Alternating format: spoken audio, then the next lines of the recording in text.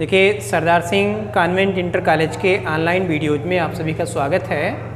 आज हम कक्षा 8 विज्ञान विषय का पाठ 2 पढ़ेंगे। इससे पहले हम पाठ 1 को पढ़ चुके हैं। यहाँ पर हम पाठ 2 को देखेंगे, जिस पाठ का नाम है किशोरावस्था। ठीक है, तो सबसे पहले ये हम समझ लें कि जो मानव जीवन की जो अवस्थाएं होती हैं वो कौन कौन सी होती हैं। मानव जीवन में जब भी कोई छोटा बच्चा जन्म लेता है तो उस 0 से 5 साल की अवस्था को शैशवावस्था के नाम से जाना जाता है। ठीक है, यानी कोई भी बच्चा जब जन्म लेता है तो उसकी जो 0 से 5 साल तक की अवस्था होती है उसको हम लोग शैशवावस्था के नाम से जानते हैं। और इस समय बच्चे का जो शारीरिक विकास होता है बहुत तीव्र गति से होता है, मानसिक विकास भी बहुत तीव्र गति से होता है। ठीक है, और इसके बाद ये 0 से 5 साल के बाद एक दूसरी अवस्था आती है बाल्यावस्था, जो कि होती है 5 से 10 वर्ष तक। बाल्यावस्था कब तक होती है? 5 से 10 वर्ष तक। और इस अवस्था में बच्चा विद्यालय जाना शुरू करता है, पढ़ाई को प्रारंभ करता है और अपने ग्रुप के साथ अनेक प्रकार के खेल खेलता है। और इस प्रकार से वो धीरे धीरे समाज के साथ जुड़ने लगता है और सामाजिक बनने लगता है। और धीरे धीरे उसका शारीरिक, मानसिक, नैतिक, चारित्रिक, सामाजिक विकास उसका क्या है? प्रारंभ हो जाता है। और इसके बाद जो तीसरी अवस्था होती है, जो कि 10 वर्ष या 11 वर्ष से प्रारंभ होकर के 18 से 19 वर्ष तक चलती है, इस अवस्था को किशोरावस्था के नाम से जाना जाता है। ठीक है, तो हम आज इस पाठ में, पाठ 2 में इसी अवस्था के विशेषताओं के विषय में हम लोग पढ़ेंगे कि किशोरावस्था क्या होती है और इसकी क्या विशेषताएं हैं। ठीक है, तो अच्छा, किशोरावस्था के बाद की जो अवस्था होती है ये लगभग 11 वर्ष से लेकर के और 18 से 19 वर्ष तक चलती है किशोरावस्था। और इसके बाद फिर आती है प्रौढ़ावस्था। ये 19-20 साल से लेकर के 18 साल से शुरू होकर के और ये 50 वर्ष तक लगभग चलती है। और इसके 50 वर्ष के उपरांत फिर वृद्धावस्था आती है ना। उसके बाद अगली अवस्था क्या होती है? वृद्धावस्था। तो हमको अब इस पाठ 2 में किशोरावस्था के विषय में पढ़ना है। ठीक है, तो आइए देखते हैं कि किशोरावस्था की क्या क्या विशेषताएँ होती हैं। तो पहली विशेषता तो आपने इसकी समझ ली कि किशोरावस्था की जो पहली विशेषता है वो है इसकी जो उम्र है वो लगभग 10 से 11 वर्ष पर प्रारंभ होकर के और 18 से 19 वर्ष तक चलती है। इसके बीच की जो अवधि होती है उस अवस्था को हम लोग किशोरावस्था के नाम से जानते हैं। अब किशोरावस्था की विशेषताएं, तो किशोरावस्था में क्या होता है कि इस समय बच्चा बड़ा हो चुका होता है, उसके अपने कुछ साथी हो चुके होते हैं और वो सामाजिक हो चुका होता है, समाज को समझने लगता है, विद्यालय को जाता है, वहाँ पर अपने मित्रों से मिलता है, आसपास के खेल के मैदान में अपने मित्रों से मिलता है, यानी एक प्रकार से वो समाज को सीखना प्रारंभ कर देता है। ठीक है, अब यहाँ पर उसके साथ अनेक प्रकार की समस्याएं रहती हैं, जैसे कि जो परिवार वाले हैं या माता पिता हैं वो बच्चे को बच्चा समझते हैं, छोटा समझते हैं। और यहाँ पर बच्चा अपने आप को क्या है? बड़ा समझने लगता है। वो समझता है कि अब मैं समझदार हो गया हूँ, चीज़ों को सही से कर सकता हूँ, समझ सकता हूँ। ठीक है, तो यहाँ पर एक प्रकार से बच्चों के मन में एक अंतर्द्वंद की भावना रहती है। और चूँकि अनेक प्रकार की समस्याएं उसके सामने रहती हैं, चाहे वो अपने साथियों को लेकर के हो, अपनी पढ़ाई को लेकर के हो, अपने भविष्य को लेकर के हो, है ना। तो इन सब चीज़ों को भी सोचना प्रारंभ कर देता है और यहाँ पर वो स्वतंत्र रहना चाहता है ना। एक उसके अंदर एक भावना जागृत होती है, स्वतंत्रता की भावना। जब ये किशोरावस्था आती है तो बच्चे के अंदर क्या? एक स्वतंत्रता की भावना जागृत होती है कि मुझे अब स्वतंत्र रहना चाहिए, मैं बड़ा हो गया हूँ, मैं अब समझदार हो गया हूँ। ठीक है, तो यहीं पर जो एक विशेषता ये भी है कि पूर्ण शारीरिक विकास। देखिए, जब बच्चा छोटा होता है तो उसमें क्या है? जन्म लेता है तो उसका शरीर छोटा होता है, सभी अंग उसके ठीक ढंग से काम नहीं करते। धीरे धीरे वो अंगों पर अपना कमांड रखता है, फिर धीरे धीरे क्या है? उसका मानसिक विकास प्रारंभ होता है और शारीरिक विकास भी प्रारंभ होता है। और किशोरावस्था के अंत तक, किशोरावस्था के अंत तक यानी 18 से 19 वर्ष की आयु तक उस बच्चे का क्या है? पूर्ण शारीरिक विकास हो चुका होता है। ठीक है, और इस किशोरावस्था में ये शारीरिक विकास होता भी बहुत तीव्र गति से है। ठीक है, शारीरिक विकास की जो गति होती है काफ़ी तीव्र होती है। और यहाँ पर उसका जो शारीरिक विकास, चाहे उसकी लंबाई में वृद्धि हो या उसका जो भार हो, ये यहाँ पर उसके अपने लगभग पूर्णता की ओर पहुँच चुके होते हैं। ठीक है, और यहाँ पर आते थे उसमें अनेक प्रकार के शारीरिक परिवर्तन भी होते हैं कि किशोरावस्था तक पहुँचते पहुँचते बच्चों में अनेक प्रकार के शारीरिक परिवर्तन भी दिखाई देने लगते हैं। किशोरावस्था के अंत तक क्या है? जैसे कि जो बालक होते हैं उनमें दाढ़ी मूंछ का निकलना। ठीक है, और इस प्रकार के अनेक लैंगिक लक्षण यहाँ पर प्रदर्शित होने लगते हैं। आवाज़ का भारी होना बच्चों में, और बच्चियों में, लड़कियों में आवाज़ का पतला होना, है ना। तो ये स्वर में भी परिवर्तन आता है कब? किशोरावस्था के अंत तक, ठीक है। अच्छा, यहाँ पर एक चीज़ और आप देख रहे हैं कि किशोरावस्था में जो ये परिवर्तन होते हैं, किशोरावस्था में जो ये शारीरिक परिवर्तन होते हैं, ये क्यों होते हैं? ये हार्मोन्स के, हमारे शरीर में हार्मोन्स के स्रावण के कारण होते हैं। तो यहाँ पर दो ग्रंथियाँ महत्वपूर्ण हैं, एक टेस्टोस्टेरॉन और एक एस्ट्रोजन।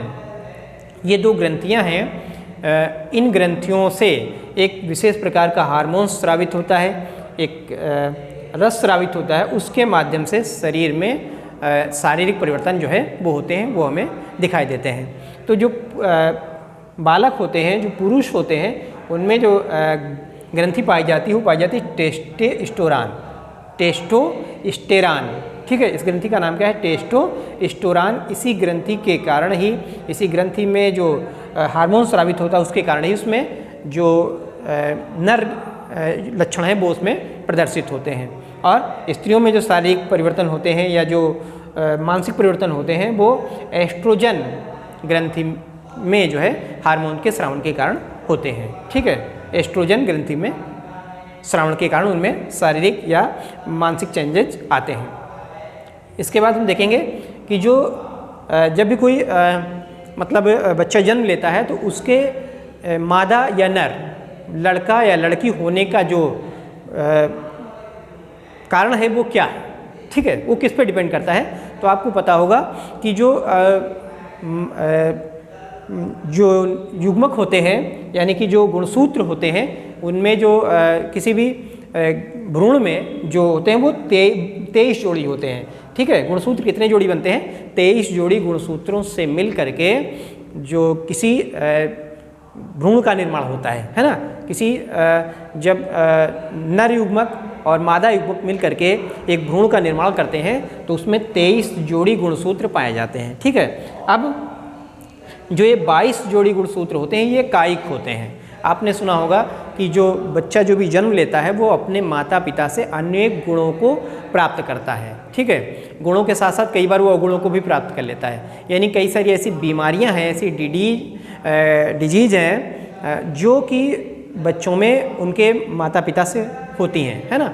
जैसे कि गंजापन है, ठीक है, या नेत्र संबंधी अनेक रोग हैं, ठीक है, या बुद्धि का तेज होना, बुद्धि का मंद होना, या लंबाई का कम या ज़्यादा होना, रंग काला या गोरा होना। इस प्रकार के अनेक गुणों या अवगुणों को वो अपने माता पिता से प्राप्त करता है। और ये जो गुणों का ट्रांसफ़र है ये संतान में किसके माध्यम से होता है? गुणसूत्र के माध्यम से ही होता है, ठीक है। और ये गुणसूत्र जो होते हैं ये 23 जोड़ी होते हैं, जबकि जो 22 जोड़ी गुणसूत्र होते हैं वो कायिक होते हैं, ठीक है। और जो आखिरी एक जोड़ी गुणसूत्र होता है वो इस बात पर निर्भर करता है, इस चीज़ के लिए होता है कि वहाँ पर होने वाली संतान नर होगी या फिर मादा होगी, वो लड़का होगा या फिर लड़की होगी। तो जो ये आखिरी एक जोड़ी गुणसूत्र है इसमें चूँकि जो माता पक्ष से प्राप्त गुणसूत्र होते हैं उनमें केवल X गुणसूत्र होता है। माता पक्ष से प्राप्त गुणसूत्रों में केवल X गुणसूत्र होता है, जबकि पिता पक्ष से प्राप्त गुणसूत्रों में X और Y दोनों प्रकार के गुणसूत्र पाए जाते हैं, ठीक है। तो माता पक्ष से तो X गुणसूत्र है और यदि पिता पक्ष से भी X गुणसूत्र सक्रिय होता है, अंतिम जोड़ी का X गुणसूत्र ही सक्रिय होता है, तो वहाँ पर X और X मिल करके, X और X मिल करके जो भ्रूण बनेगा वहाँ से जो उत्पन्न शिशु होगा वो मादा होगा, यानी कि वो लड़की होगी, ठीक है। और अगर माता पक्ष से X गुणसूत्र मिलता है और पिता पक्ष से Y गुणसूत्र मिलता है, यानी कि अगर X और Y गुणसूत्र को मिल करके भ्रूण बनता है और फिर उससे जो शिशु का विकास होगा वो शिशु नर शिशु होगा, यानी कि लड़का होगा। तो यानी कि किसी भी संतान के मादा या नर, लड़का या लड़की होने के लिए जिम्मेदार कौन है? पिता पक्ष का गुणसूत्र, ठीक है। पिता पक्ष का गुणसूत्र इस बात के लिए जिम्मेदार है कि वो होने वाली संतान नर होगी या फिर मादा होगी, ठीक है। यदि माता पक्ष का X गुणसूत्र, वहाँ से तो एक ही गुणसूत्र है केवल X गुणसूत्र, और पिता पक्ष के X गुणसूत्र से निषेचन करता है तो वहाँ से बनने वाले भ्रूण से जो संतान उत्पन्न होगी वो मादा होगी, यानी यक्ष से मादा संतान। और माता पक्ष के यक्ष गुणसूत्र से और पिता पक्ष के वायु गुणसूत्र से जो संतान बनेगी वो कौन सी होगी? नर संतान होगी, यानी कि वो होने वाला वहाँ पर लड़का होगा, नर होगा। ठीक है, तो यहाँ से जो गुणसूत्र होते हैं वो 23 जोड़ी होते हैं। 22 जोड़ी गुणसूत्र कायिक होते हैं जो माता पिता से गुणों को ग्रहण करते हैं, और जो 23वां गुणसूत्र होता है, 23वां जोड़ी जो गुणसूत्र होता है वो इस बात के लिए जिम्मेदार होता है कि लिंग क्या होगा, होने वाली संतान का लिंग क्या होगा, वो नर होगा या फिर मादा होगा, इस बात के लिए जिम्मेदार होता है तीसरा 23वां गुणसूत्र, और इसी को हम लोग लिंग गुणसूत्र के नाम से जानते हैं। इसके अलावा इसमें कुछ और भी चीज़ें हैं कि जब भी जो किशोरावस्था होती है, चूँकि इसमें शारीरिक विकास बहुत तीव्र गति से होता है, मानसिक विकास भी तीव्र गति से होता है, और इस समय जो बच्चे का, बालक का या जो शरीर है वो शारीरिक और मानसिक दोनों रूप से तीव्र गति से विकास कर रहा होता है, तो इस समय पोषण का भी विशेष ध्यान रखना चाहिए। ठीक है, किशोरावस्था में पोषण के लिए जो है हमें विशेष ध्यान रखना चाहिए। इस समय हमें संतुलित आहार ही लेना चाहिए। ठीक है, क्योंकि इस समय शारीरिक और मानसिक विकास अपने पीक पर होता है, तीव्रता से होता है। ठीक है, तो यहाँ पर इस बात का भी ध्यान देना है। और इसके बाद है कि जो किशोरावस्था में क्या होता है कि बच्चा चूँकि बाह्य समाज के संपर्क में आता है, तो वहाँ पर उसको सजग रखने की आवश्यकता होती है, उसे सजग रहने की आवश्यकता होती है कि किसी भी प्रकार के अवगुण उसमें ना आने पाए, है ना। जैसे कि गलत खेल खेलने हैं या नशीली दवाओं का सेवन है। ठीक है, इस प्रकार से जो गलत आते समाज के हैं उनसे यहाँ पर बच्चे को दूर रहना चाहिए, दूर रखना चाहिए। और चूँकि ये एक पीक पॉइंट होता है, यहाँ पर बच्चा अपना तेज़ी से विकास कर रहा होता है। ठीक है, तो ये चीज़ें हैं किशोरावस्था के विषय में। आप लोग इस पाठ 2 को कई बार पढ़ेंगे। ठीक है, पढ़ने के बाद जो हमने वीडियो आपको दिया है इसको समझेंगे, और अगले वीडियो में हम आपको इस पाठ के एक्सरसाइज जो भी प्रश्नोत्तर रिक्त स्थान है उनको हम सॉल्व कराएंगे।